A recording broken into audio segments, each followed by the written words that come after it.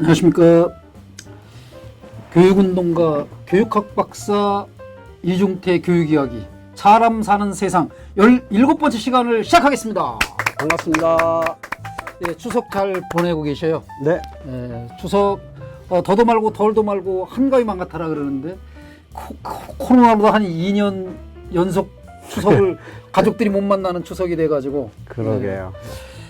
좀 안타깝습니다. 그래도 그 백신은 다 맞으셔서 2번 다 맞으셨죠? 예. 예. 그래도 이제 투명인간 되신 거죠 이제? 예. 그 투명 인간이 좋은 뜻보다 나쁜 뜻. 보통은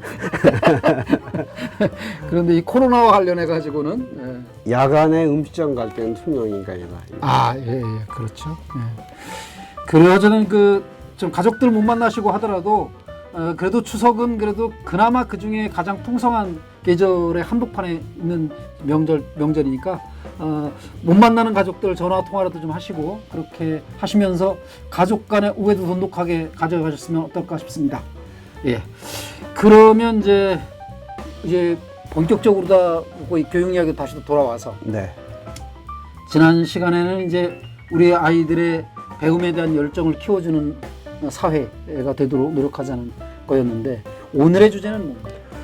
그 배움의 열정을 이제 가로막는 네. 또는 이제 싹을 죽이는 아주 그 나쁜 제도들이 몇 개 있는데. 제도상 이번엔 사람이 아니고. 예. 이제 제도 문제를 이제 한 두세 차례 얘기를 하려고 합니다. 예.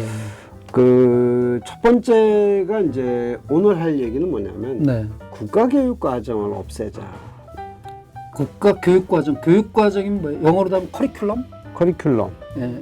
지금 이제 그 국가교육과정이라는 게 교육계에서는 뭐 거의 그 신과 같은 존재로 잡고 있는 체제가 있습니다. 뭐 국어는 4시간, 영어 4시간 뭐. 예, 그런 거죠. 그런 거예요. 예. 나라가 정하는 교육과정이다 이런 얘기고요. 사립학교도 그걸 또 지켜야 되는 똑같이 거죠. 해야죠. 예.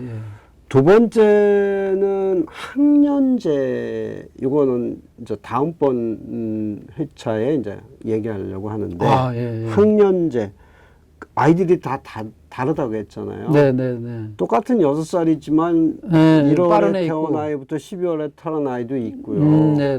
근데 똑같이 4월에 태어났는데 얘는 발육이 빠르고 얘는 발육이 늦어요. 근데 우리나라는 그 발육 정도를 가지고 따지는 게 아니라 몇 월 달에 태어났냐 가지고 예. 난 빠른 86이야. 그래서 85하고 같이 학교 다녔어. 그래서 이제 그런 거를 똑같은 학년에 집어넣고 똑같은 것을 배우도록 하는 이게 이제 또 아이들을 죽이는. 네. 그 밖에 더 이제 꼽는다면 이제 혹시 네이스라고 들어봤나요? 네이스냐 나이스냐 가지고 싸웠죠. 프로그램. 그 이제 영어로 NEIS. 그러니까 National Information Educational Information System. 국가 교육 정보 시스템 이렇게 되는 건데 이게 그 강력하기가 국가교육과정보다 한 100배는 더 강력해가지고 모든 학교를 그 시스템에 그냥 완전히 붕어빵으로 만드는 가장 강력한 기능을 합니다. 그거에서 만들 때 그거 참 좋은 제도다 그래가지고 단어 자체를 나이스라고 정부에서 부르고 저는 공식화해서. 한 번도 나이스라고 안 불렀어요. 항상 네이스라고 했어요. 그때 선생님들이 이제 상당수가 이제 그렇게 네이스라고 불렀죠. 보통 삐딱한 선생님들이 그렇게 불렀는데.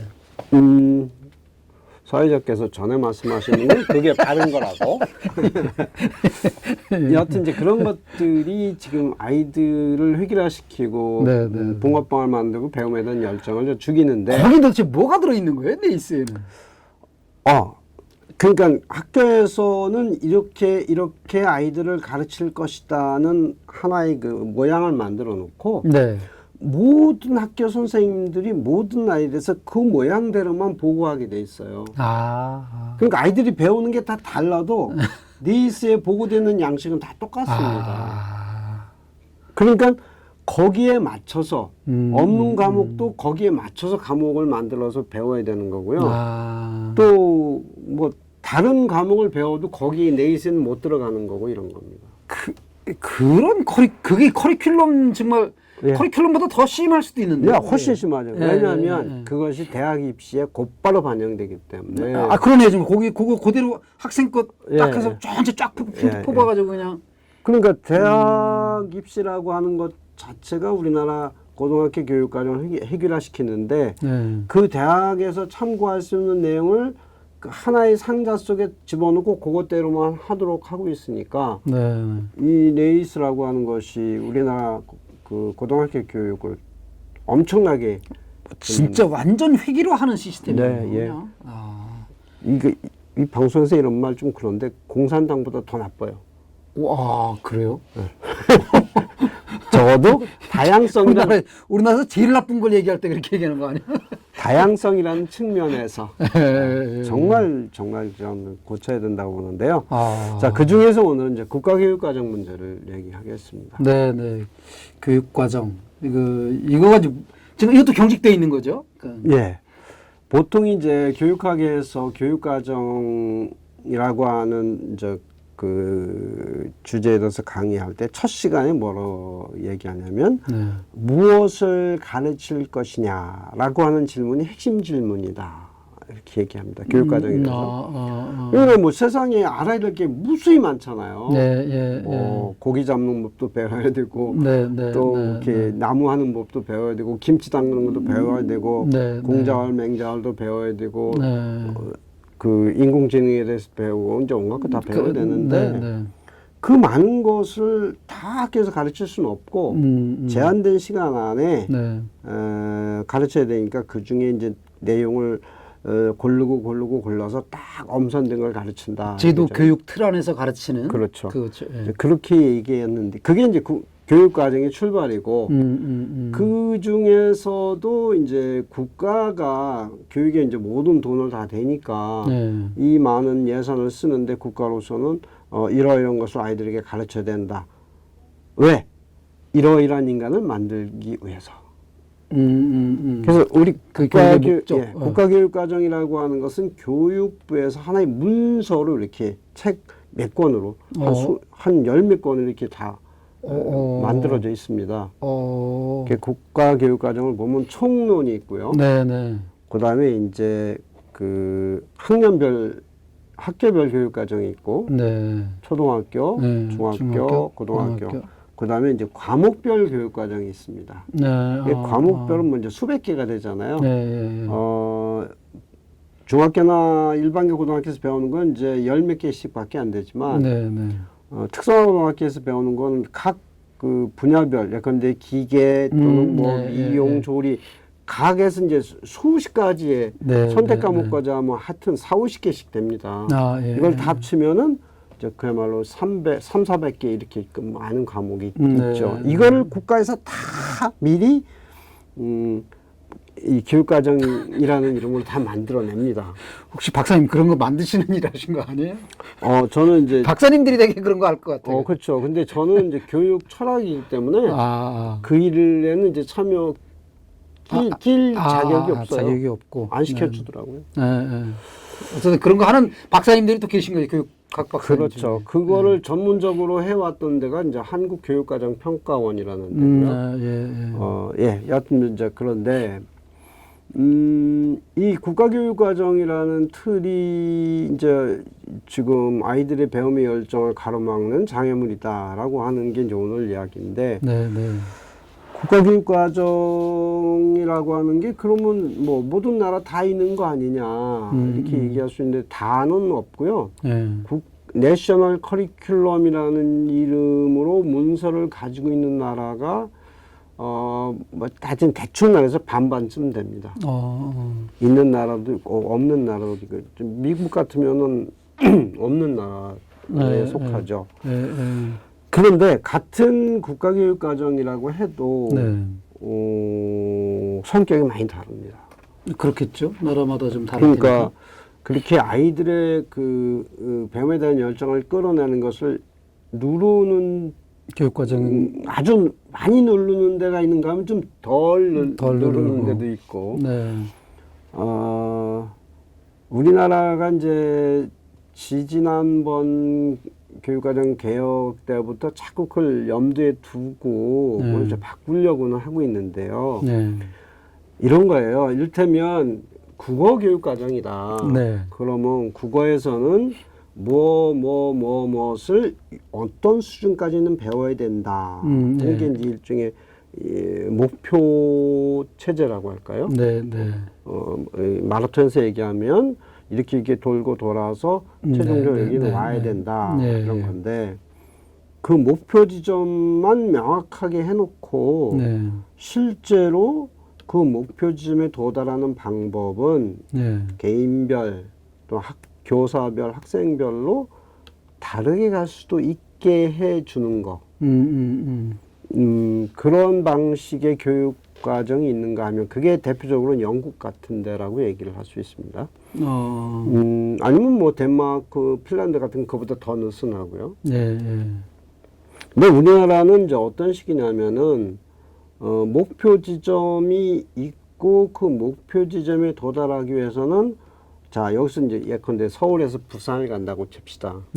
그러면은 일반적으로는 뭐 기차를 타고 가든 뭐 자전거를 타고 가든 걸어서 가든 이제 알아서 가고 그것도 대전 들릴 수도 있고 안 들리고 저 청주로 갈 수도 있고 이제 이런 여러 가지인데 확실히 부산은 도착해야 돼.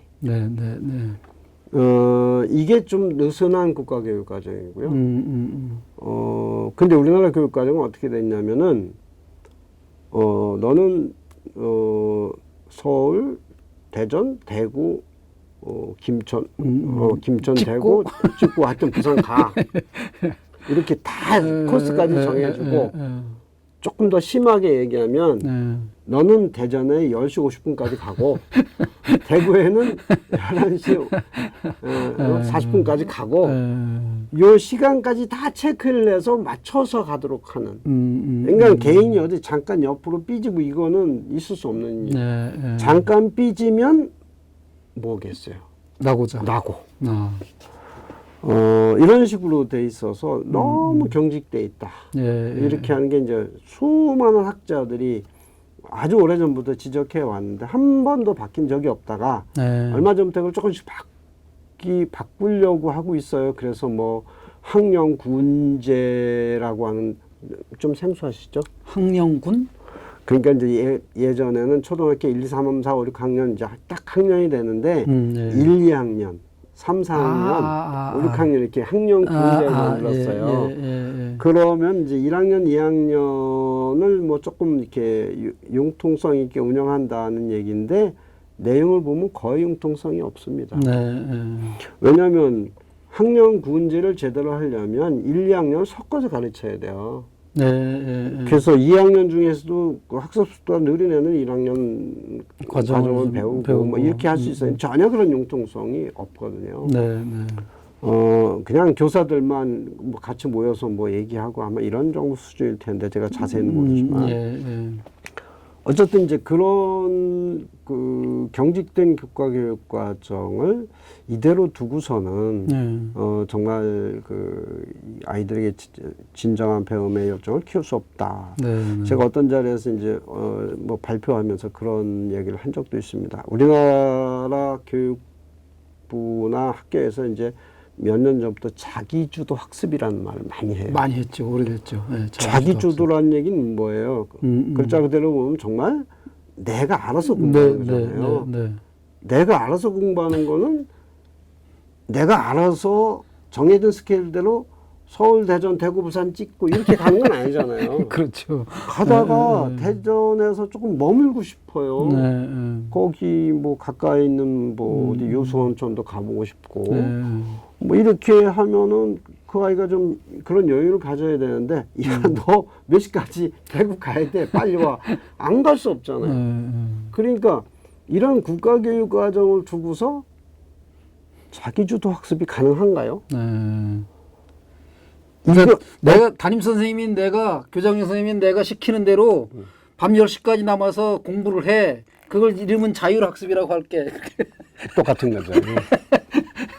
그러니까 저는 우리나라 교육에 대해서 어떤 그 지적이 필요하다고 생각하냐면 그 이소무화인가요? 그 벌거벗은 임금 네, 무화 아십니까? 네. 예. 막 눈에 보이지 않는 기가 막힌 천이라고 막 해가지고 임금님한테 옷을 입혀놨는데 예. 다들 막 입에 마르게 칭찬했잖아요. 네, 예. 근데 어린아이가 보더니 와 임금님 벌거숭이다 이랬잖아요. 네. 이 아이와 같이 순수한 눈으로 보는 한국 교육의 맹점, 네.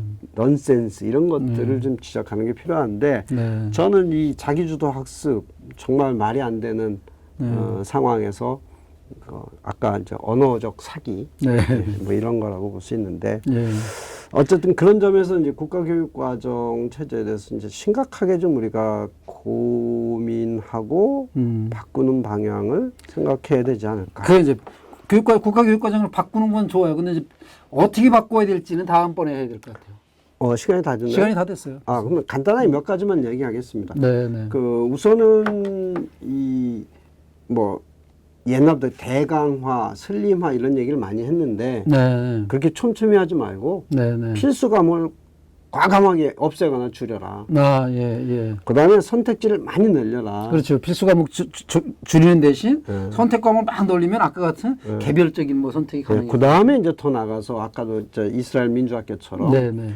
본인이 하고 싶은 걸 거기에 끼워넣을 수 있게 하자. 그거 여지를 항상 줘라. 네. 네. 그다음에 이제 각 여러 또 선택이 과목 수는 많을 거잖아요. 네, 네. 거기에 뭐 세세하게 이거 배우고 다음에 뭐 이게 아니고 네, 네. 그 과목을 통해서 모든 아이가 최종적으로 도달할 지점만 얘기하자. 네, 네, 네. 그럼 나머지는 학생과 교사가 그 과정은 정말 예. 그래야 개별적인 게 가능하고 그렇죠. 자기 주도가 가능하다. 그러면 어떤 모양이 되냐면 학교마다 예.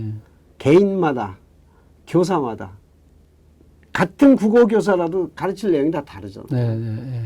교육 내용 다 다르죠. 그렇죠. 학교별 교육과정, 교사별 교육과정, 네, 네. 학생별 교육과정이 나오는 거고. 네.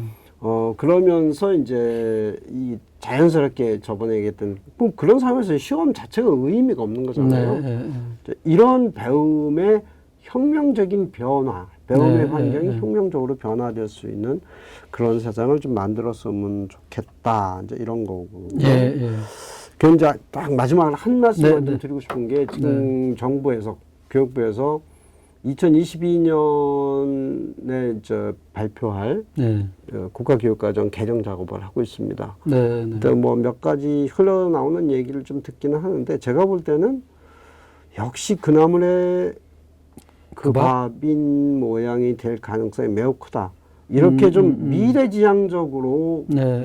가는 것이 아니라 네. 전에 있던 거를 조금 이렇게 바꾸고 아랫돌 깊게 빼서 윗돌 넣고 뭐 이런 식인 것 같은데 저는 우리 국민들이 또 학부모들이 좀 과감하게 정말 우리 아이들이 살아갈 AI 시대 미래 시대를 생각해서 과감하게 현재 그 국가교육과정에 안고 있는 문제점들을 개정하라고 하는 목소리를 좀 높여야 되지 않을까 그런 생각을 해봅니다. 예, 예.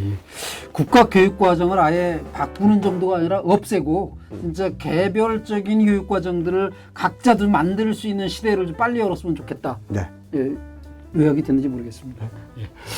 네, 시청해주신 여러분께 감사드리고요. 그 추석 연휴 맞으셔서 가족들 가운데 그 한번 이 영상을 좀 보시고 가족끼리 한번 교육 얘기를 좀 깊이 나눠보셨으면 어떨까 생각합니다. 그 교육운동가 교육학 박사 이종태 교육 이야기 사람 사는 세상이었습니다. 시청해주셔서 고맙습니다. 고맙습니다.